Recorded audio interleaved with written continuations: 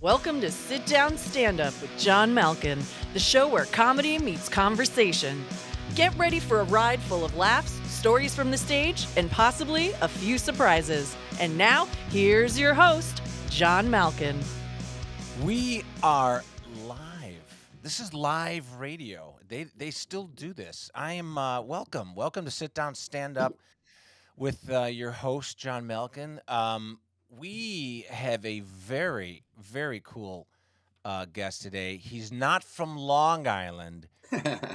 He's from Rhode Island. And let me give you a little bit background about this gentleman we're going to talk to. He's not only freaking funny, but also he does comedy with a cause, which, if you can believe it, some people still do that. So this gentleman, his name is Bill SIMAS, and he started doing stand-up in 2010. He's worked at the Comedy Connection in East Providence, Rhode Island. He is from Warwick, Rhode Island, and when you hear his voice, you're going to go, yes, he's from another country.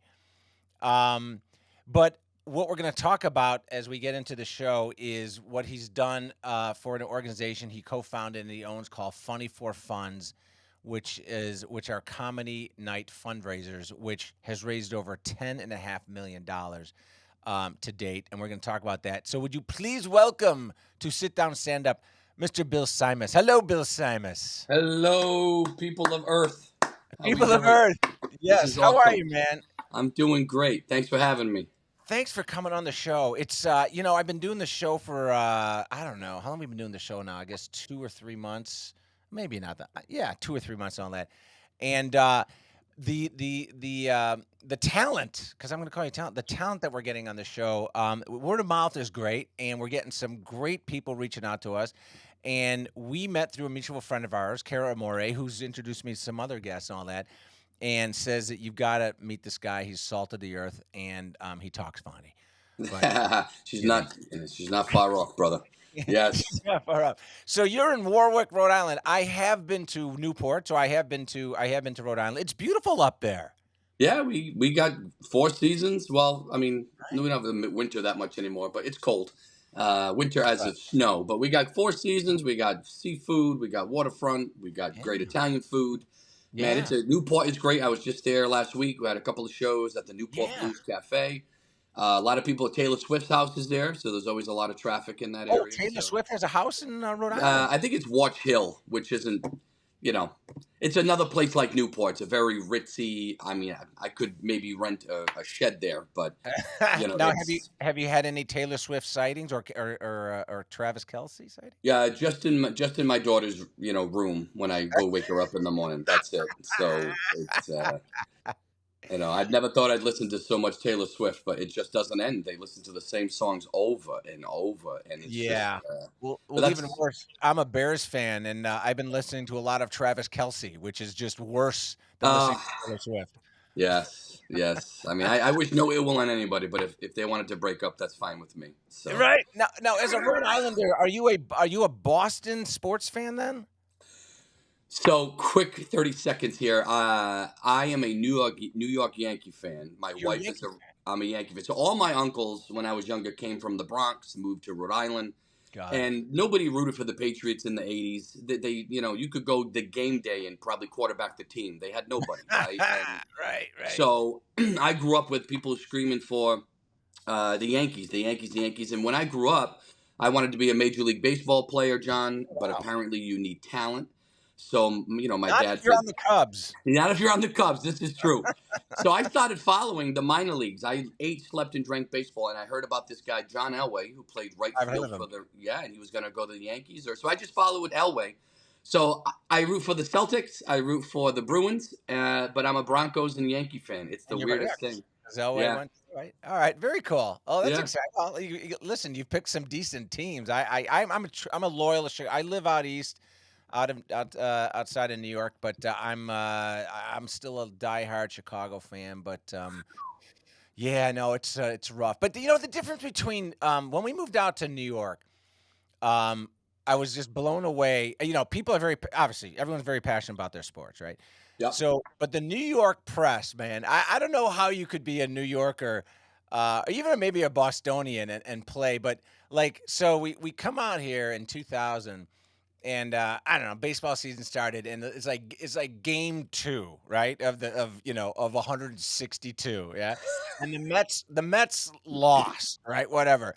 And the headline on the poster was "You suck." And I was like, "Oh my god!" They were 0-2, right? That's it. They were Maybe 0-2. they were one of. I don't even know. It's like, I mean, in Chicago, the beauty about being a Chicago fan is our expectations are so low that when we win, we're like, "Wow, that was good. Wow, we're not used to. That's great. You guys keep going." And when we lose, we're like, "Yeah, well, that was expected." Okay, what's the weather?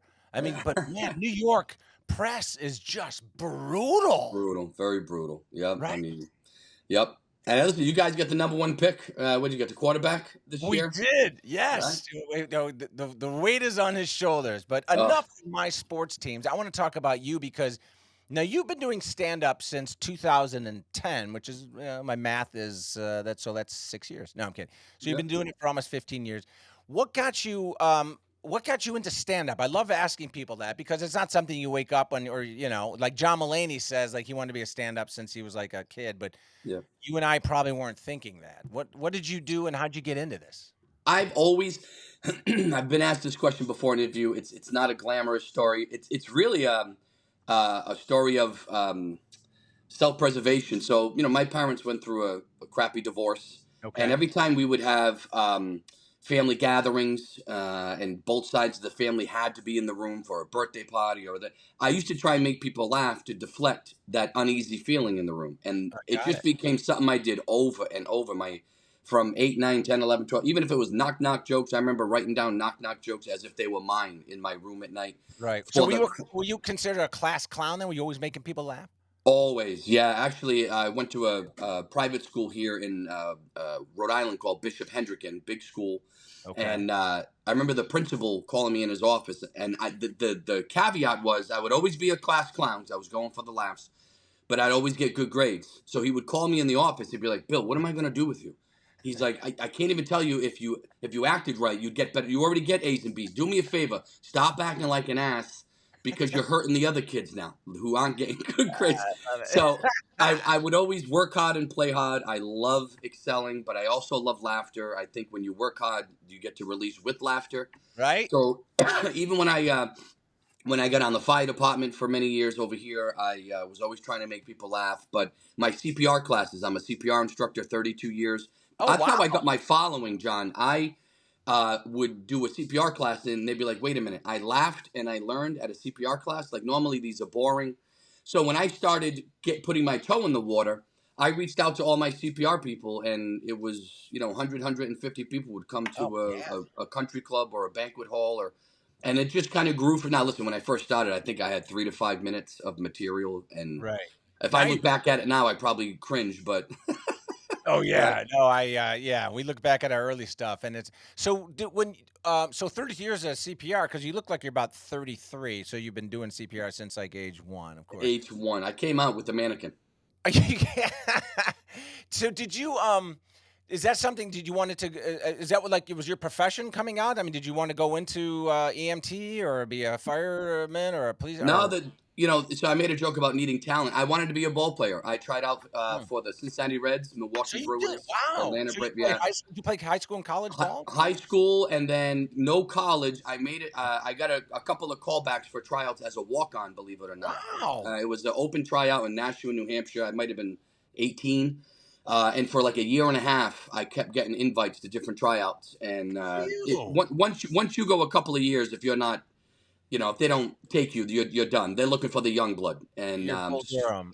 so I came home. Exactly, I came home, and my dad's like, "Try the fire department." Right.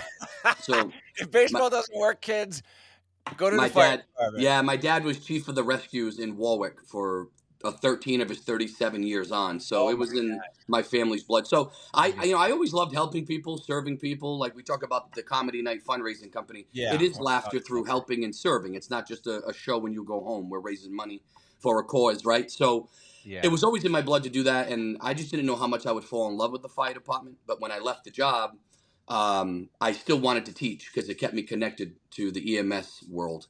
Good for you. But Funny for Funds just kind of it grew and it took over, and now we're doing about 250 shows a year, and Yeah. So it's let's been talk about that and then I want to talk about some of your comedy because you don't really perform. Well, you said you did a couple shows in Newport, so you're still performing all that. But if I was reading about you, you don't do as much as you used because you used to be a traveling. I mean, you've performed Yep, at Catch a Rising Star. I mean, you were a national yep. performer, and I've seen some of your material, and I want to talk about it because I think it's freaking hilarious. You're very funny, but let's talk about the about your fundraising initiative, Yep. Funny for Funds. Um, so tell me, I read some about it and all that, and you've raised over about $10.5 million, which is incredible. How did it come about? And tell everybody what it is and how they find Yeah. it, because Yep. it's an amazing cause. Simple. Funny for Funds was born by myself and another comedic blood brother of mine, one of my best friends on the planet, Mike Murray, out of Johnston, Rhode Island, a whole Okay. 10-minute drive from Warwick. Another city slicker. Another city slicker. He was doing fundraising 15 years ago. He was doing fundraising in like Johnston area, different up in northern Rhode Island, and I was kind of central to southern. We knew of each other, but never worked together. I had something called Wild Bill's Comedy for a Cause, and he created the name Funny for Funds. Okay. About 6 months in, we crossed paths, and he said, Bill, I think together we could create a monster if we work together. And I was sick of doing bake sales and spaghetti dinners and car washes and canning to raise money for my kids' t-ball teams. And Yes. so I said, I really want to take this bigger. Both of them I was suck.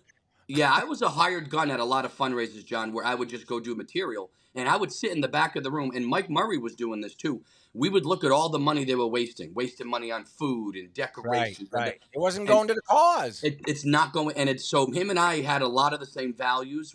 Him and I could do clean and adult. I was doing 30, 40 minutes for 45 minutes for a church. So was he. And then we could switch it for a softball team. Right. Right, And right. we That's also adult both humor.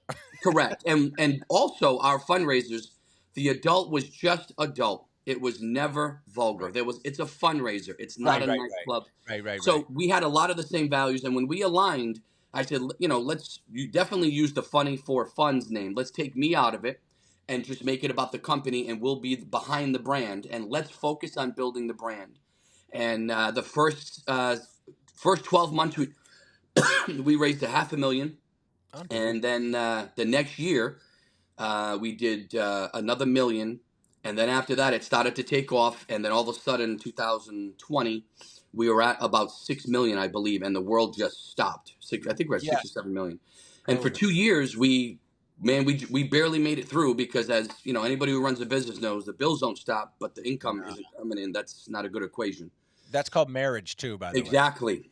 Exactly. You are correct. And so after the pandemic, Mike Murray wanted to kind of go a different route, but still stay connected to the company.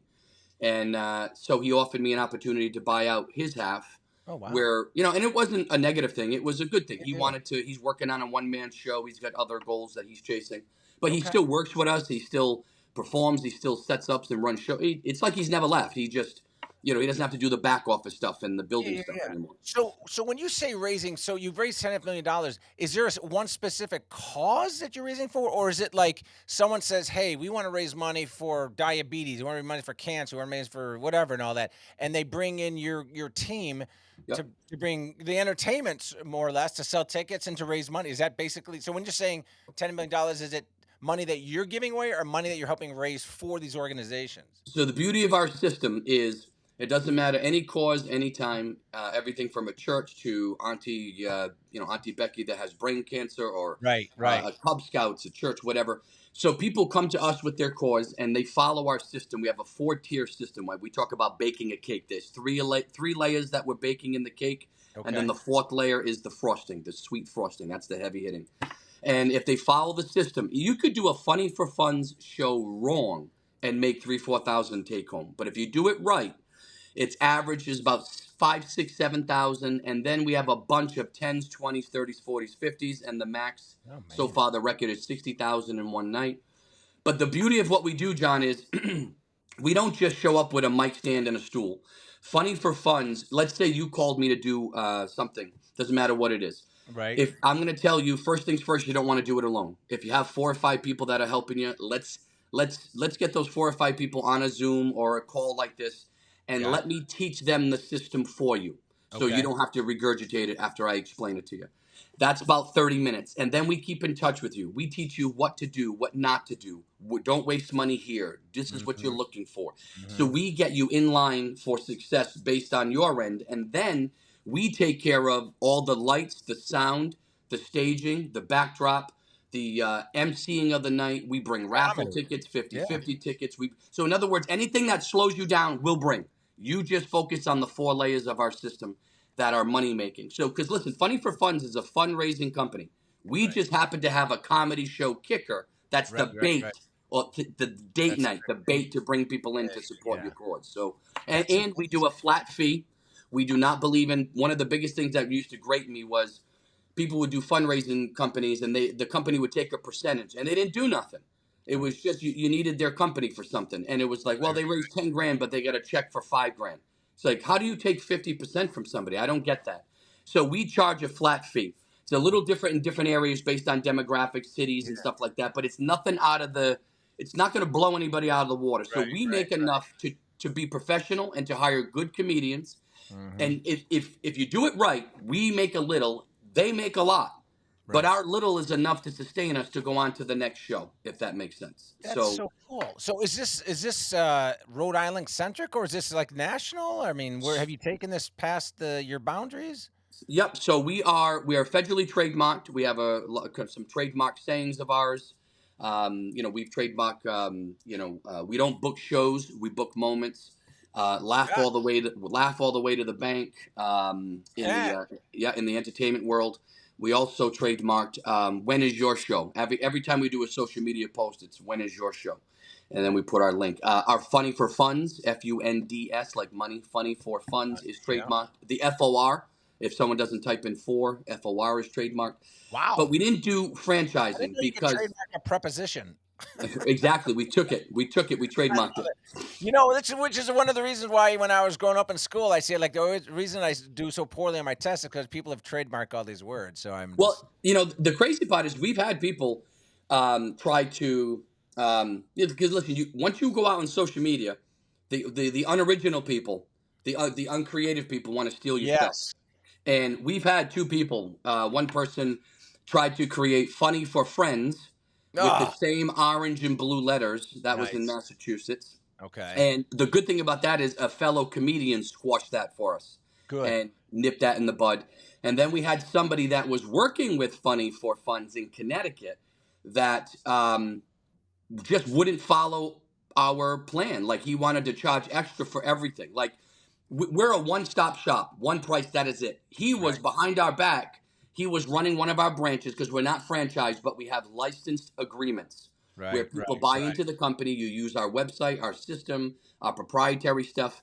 But if you don't follow, you can't go to Dunkin' and buy a hot dog, right? I mean, you got to follow the system, and that's Yeah. all we In ask. Chicago, you can. By the way, I just want you to know Yes, well, they'll do anything to be different out there, right? we love our hot dogs.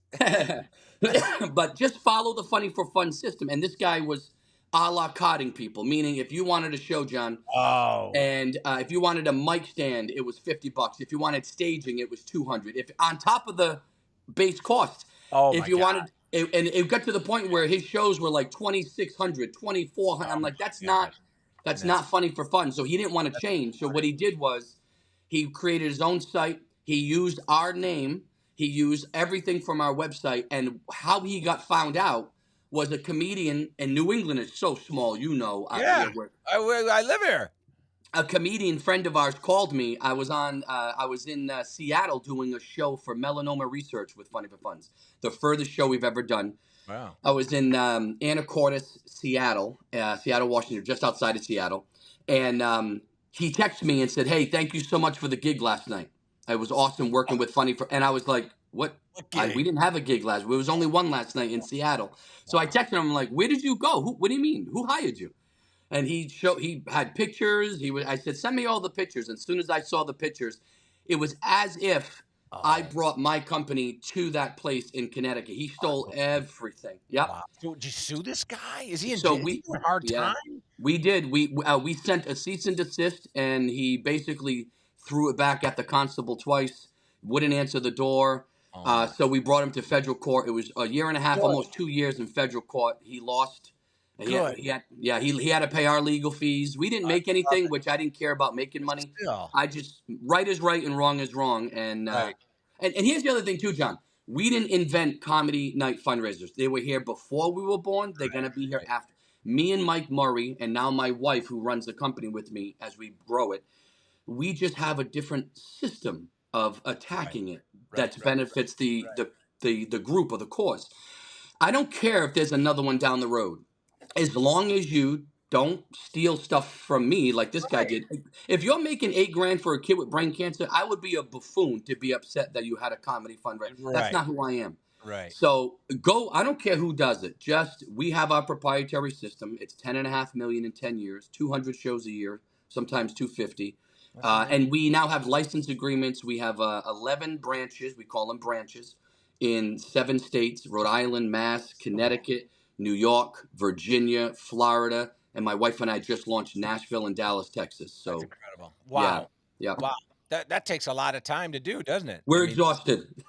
Yeah. Yeah. My gosh. Do you have any of your kids working with you on this? Not yet, but we have 5 kids in our blended family from 10 to 18. Oh yeah, Yeah. the 10-year-old is just, I'm sure, chomping at the bit. So we keep busy, but laughter. Listen, and it's stress. People see the show and they're like, "Oh, that's great," but they're not there for the setup, the breakdown, the meetings, and the emails. Work.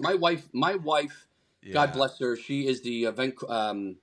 Just holding down all the events, making the phone calls, the emails. She's working from 8 a.m. in the morning, sometimes till 11 at night, 5-6 days a week. Gosh. Yeah, and that's where we are now. Listen, not every lead turns into a show. Right. But you gotta at least contact people back. And I have a 24-hour rule. My wife knows. If someone reaches out, if it goes more than 24 hours, we have a problem.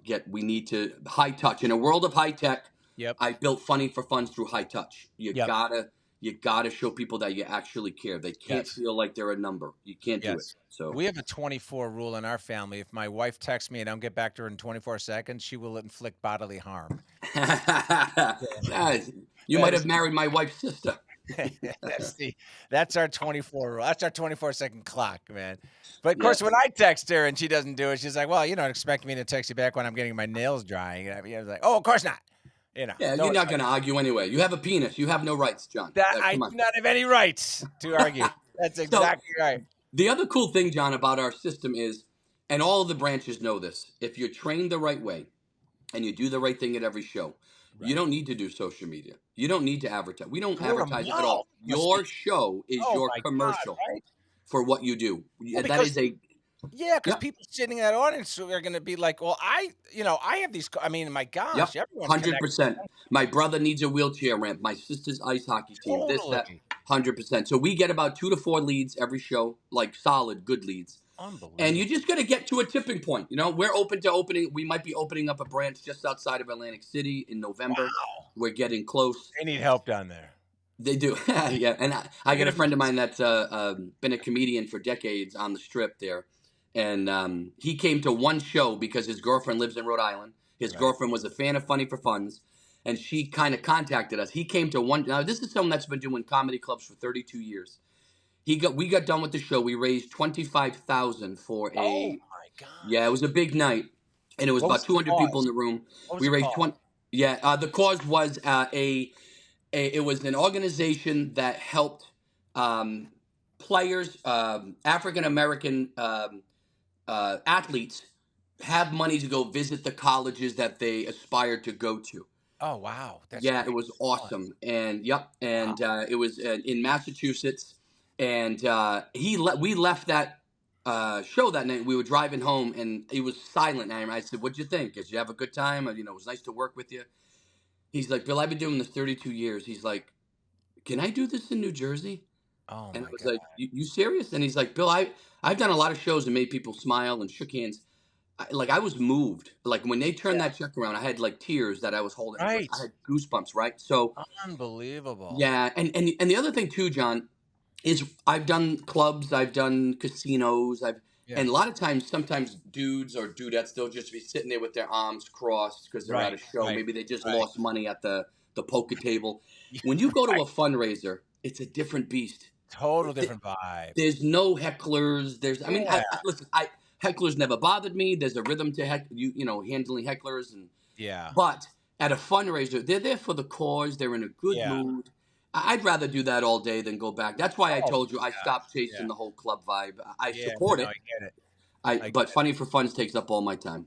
Now, how do people find Funny for Funds if they want to reach out Yeah. to you and raise, start Yep. a process? Easiest way, if you go to funny, the number 4 or FOR, funds, FUNDS like money.com. Okay. All If right. you email us, it comes right to my wife and I. You can love also go on there and see, other locations that we have. You can see the big check gallery of all the checks Yeah. that we turn around. We are on Facebook, Funny for Funds, Instagram, Funny for Funds. But the easiest way to get correspondence is go right to the website, and all the contact numbers are there. Anything you could possibly want to learn. The only thing that's not there is a lot of the pricing, because, like I said, Texas charges a little bit more than we do in New England because it's just That's for higher Texans. cost, right? So I can't put a one price, but it's only a couple $100 more than when we do here in New England. We're not looking to hurt anybody with our cost at all. I love it. It's just What a great freaking idea, man. Good for you. Thank you. That's so rewarding. And you're right. I mean, it is fun to go to a comic show, and it's always great to have people laugh with you and at you and whatever it takes. But then when you combine it with, that it's the money that people come for, and I've done a couple fundraising comedy shows and all that, and people they're very engaged because they're there, like you said, they're there for the cause. But then it's like, all right, we gave our check, but then they're also expecting good comedy, and you do deliver it, and you deliver the goods too, which. I mean, if you deliver bad comedy, I don't think they'd ask for their money back. Listen, if we put together bad shows, I came up doing all the dive bars and open mic nights when you got to hone your craft and learn your craft. But we don't do any open mic comedians, and that's not a shot at them because I was one. But if someone's paying $20, $25 a ticket or more, comedy. We have to bring people who are able to get them. The worst thing you could ever have as a show is someone is crazy vulgar or someone's trying to laugh in the audience, and it's that uneasy or silence. Right. So they're paying a good amount of money. We got to put on a professional show. Yep. But a lot of times once a year, I'll meet with open mic comedians or newer comedians and kind of help them. Or we have other people that do it in Rhode Island, help them with the formulas of comedy and help them grow. So I'm always trying to help the other comedians as well. A lot of times I'll go to open mics and I'll just look and watch. And if I think someone has like 5 minutes, I'll do a guest spot for them on a Funny for Fun show. And I'll hide them in between the seasoned comedians so that they can get a foot wet. You know what I mean? Because we got to keep the stable. We got to keep comedians coming into the stable. Yeah, us old comedians are going to die out one day. We got to get the youth going. Make them funny. So it's been a good run. I can't. It's everything I got in trouble for in high school, I now make a living helping people. Right. So my principal was dead wrong. If I ever see him again, I'm going to tell him. You tell him, man. Tell him that there was a reason why you're funny, and now you're actually helping people. Well, speaking of funny, I got a chance to watch some of your material that you sent me. You are a funny guy. I mean, So, how people like when they hear a song, says, "Oh, that sounds like Clapton." All that. I was watching some of your stuff, and I think, and one of my all-time favorite comedians, who's a fellow Chicagoan, Sebastian Maniscalco. I think you have a lot of Sebastian Maniscalco in your humor. I was watching you did this bit on your kid, playing baseball, but then also putting the kid in a crib. And you've got this incredible.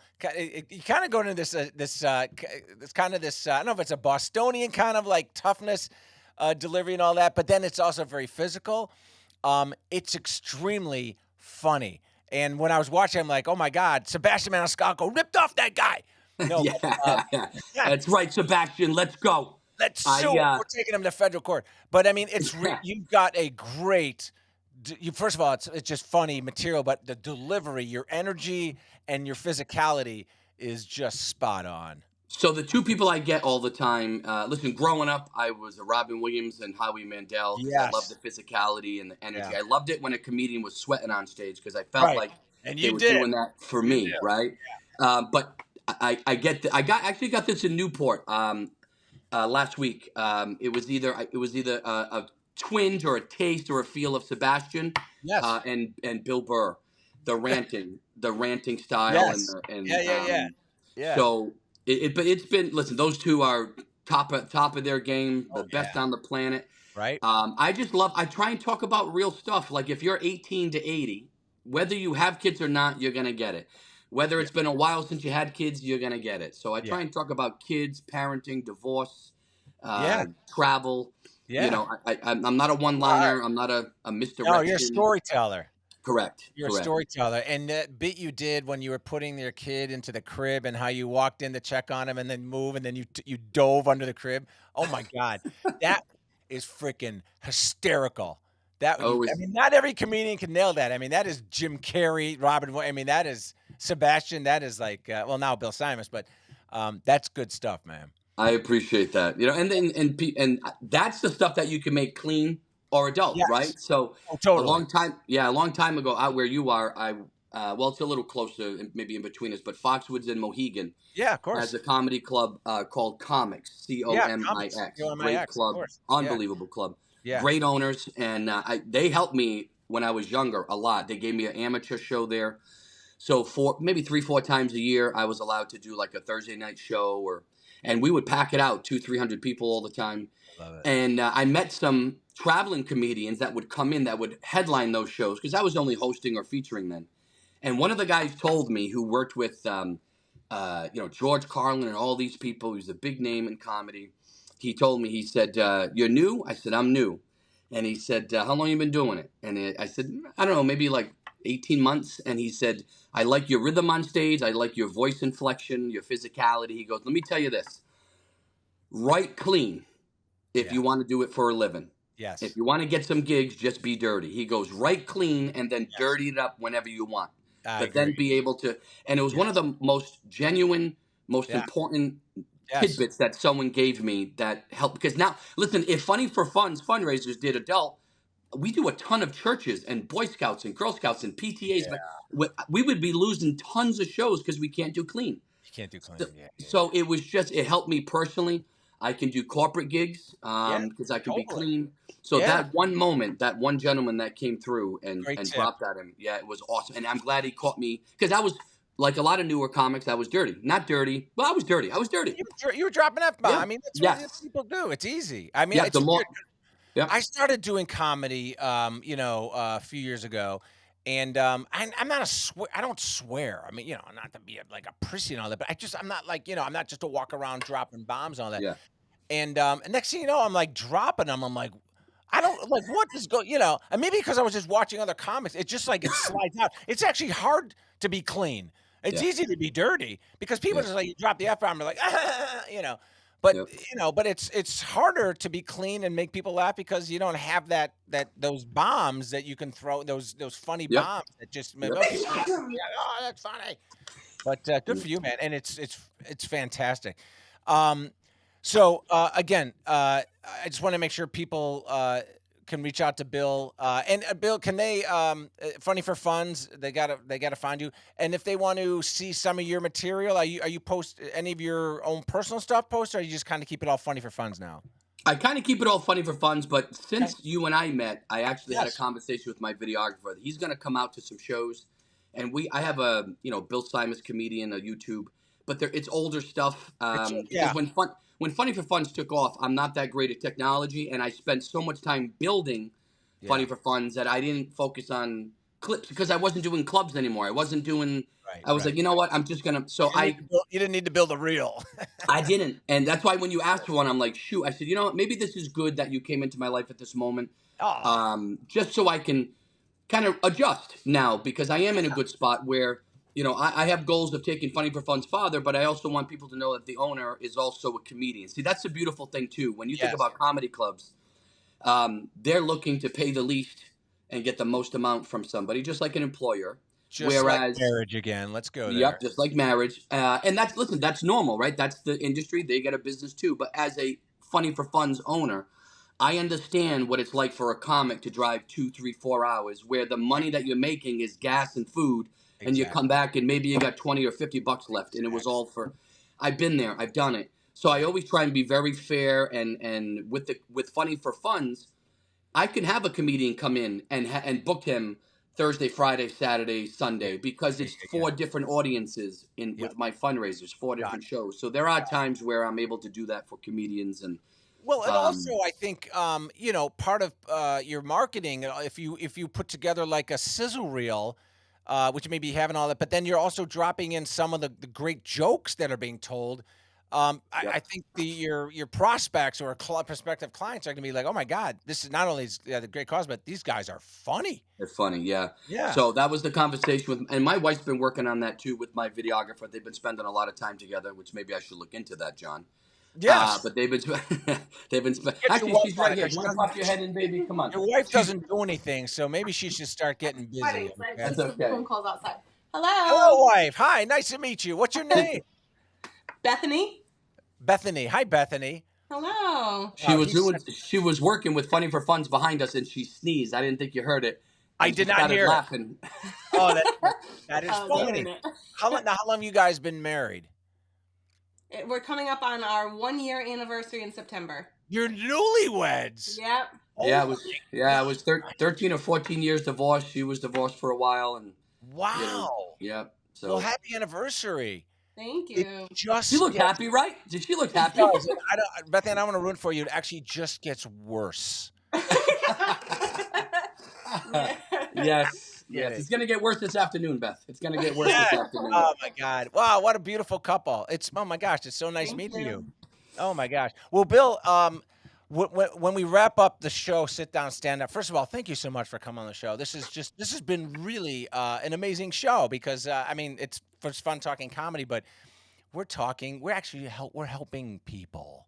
Yeah. And listen, someone might be listening and they're in another state and they either want to become a branch of Funny for Funds, or they want to just do a show, whatever. We can, we are expanding. It's got to be the right situation. We don't want to expand the wrong way. But no, I don't. That's called gaining weight. That's when you take Ozempic. Yes, exactly. But yeah, we can. The furthest we've been is Seattle, but the norm is East Coast. East Coast may be a little. That's Bill, if you need any help in any way, any capacity, please reach out to me. I would love to help you. And if we're like you said, New England. Every town is like 8 minutes away. We're just compact up here. So I would be more than happy to help in any way, shape I can. So now let me ask you: are you still performing? Oh my God, yeah! I have a show tonight, right after here, and I got we're going on vacation a little bit. I got Comic Strip Live coming up in July. Back to the Broad. So I do most of my shows in Manhattan. Yep. But I'll be branching out eventually, maybe this fall, and start doing going back to my hometown of Chicago and doing some things. But yeah, I perform a lot here in. Well, let's stay in touch because we have a New York branch, and maybe one of these nights we'll get you on a Funny for Fun show, and so you can kind of see it and feel it and perform. I would love to do it. That'd be fantastic. All right, so I have a little bit that I do on my show called Repeat Offenders. All right, it's harmless. But I'm going to ask you 5 questions, and the first thing that comes to your mind. So you don't have a lot of time to think about it, okay? So all right, here we go. Bill SIMAS, Repeat Offenders. If you can invite anyone over to your house for dinner, dead or alive, who would it be? Simple. Bill Burr. Bill Burr. Oh my God! All right, Bill Burr. It's if I could unzip my comedy body. There's been many nights I've been, stressed or this or that, and it's like the energy, the passion on stage, the storytelling. Right. I'm jealous. I love that guy, and I love his comedy. That's the guy I want to have dinner with, Bill Burr. All right, done. And he's alive too, which is a lot easier. A lot easier to get him to your house. All right, question number 2. If you could be on tour with any comic, dead or alive, who would it be? All right, Bill Burr, I guess, but any other? Let's change it up. Of course, Bill Burr. I would say dead or alive. Can I go old school, like back when? Oh, probably dead. Eddie Murphy. Well, he's alive and he's old school. Yes. Yeah, like back in the day, if I could. Yeah, how many times I snuck into my brother's room and I would listen to the album back then, the album Delirious and Raw. Hilarious. And my parents, if they ever found out, they would have punched me through the wall. But Eddie Murphy, man. Eddie Murphy it is, man. Okay, good. And he's alive too. Yeah. If you were a ghost, who would you spend the most time haunting? Taylor Swift. Yes, thank you. Taylor Swift, because I'm sick of it. Okay. I'm done. I'm just You're done. stop. I says, listen, I got 2 boys, my blood children, but now I have a blended family, 2 daughters, 10 and just turned 14 yesterday or And I'll Sunday. take What are we on? All Tuesday. Taylor. All Taylor. What do you think is playing all Take day in my house Take. on the ride Take. to school? Take. I can't. And this whole time I was I thought she was like in her early 20s. She's like 35 singing to I thought she was. teenagers. I'm like, dude, She was like 57. She's only 30. it's creepy. Stop That's singing how to my much I know about teenage daughter, lady. Right? Okay. Wow. All right. I guess I should listen to some music. Actually, maybe I'm waiting for her to get married to Travis Kelce, and then maybe I'll start listening to her. Do it. Do it. All right. I want you to put it on when the Bears are beating KC 34-10. So basically, Taylor Swift will be 57 by the time. So, yes, it's going to be a while. Although maybe we got our quarterback this year. So You do. All right.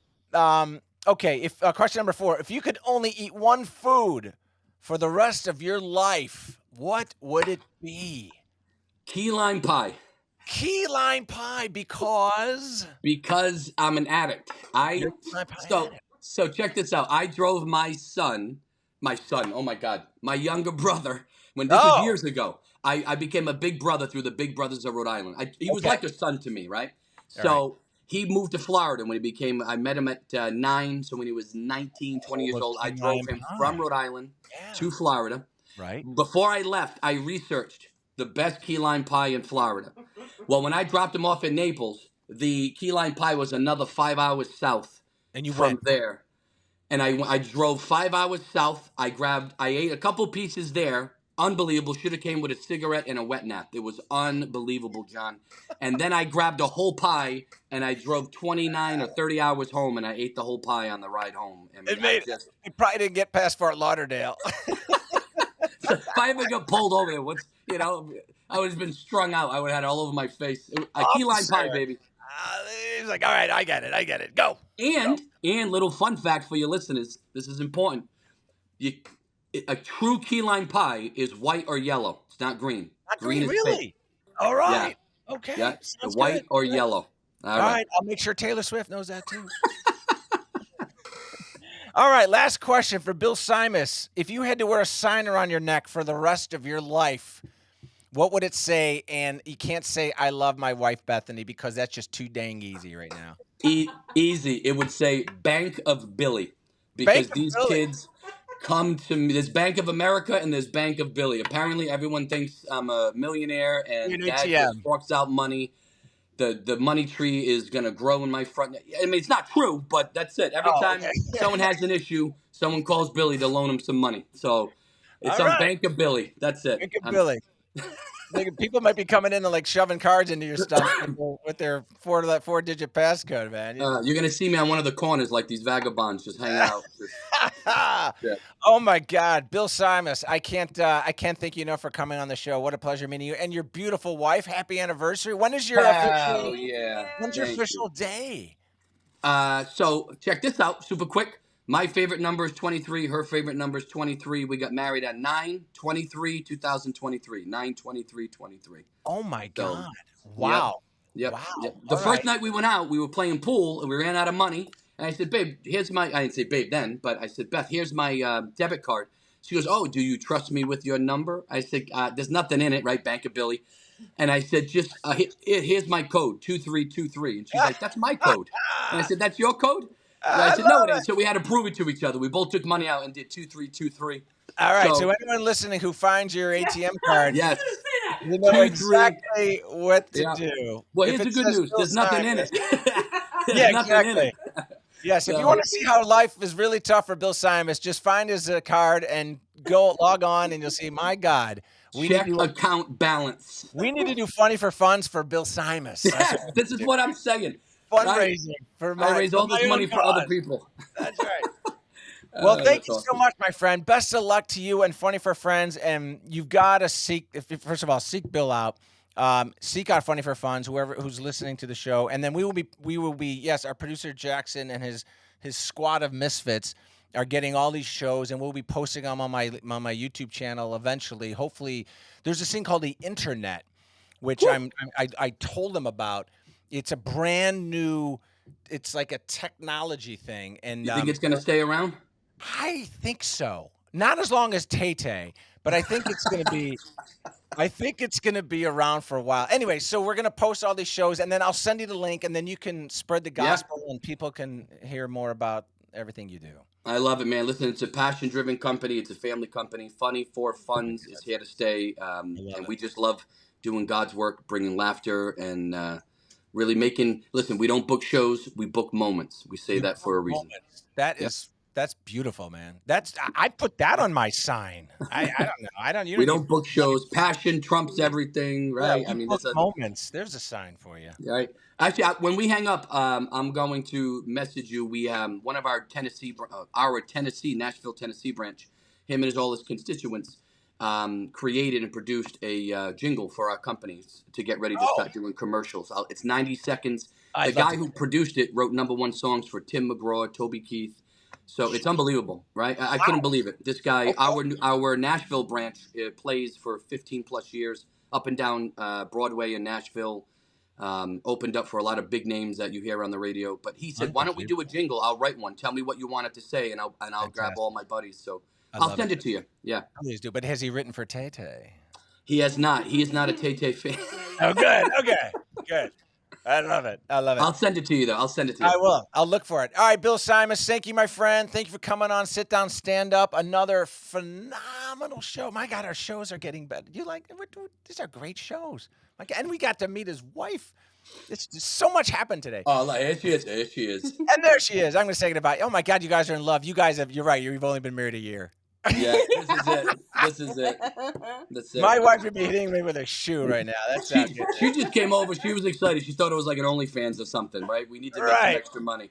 Exactly. That's so funny, man. What a pleasure meeting you. And Cara Amore, I know you're probably listening. Thank you for introducing us. Thank you, Cara.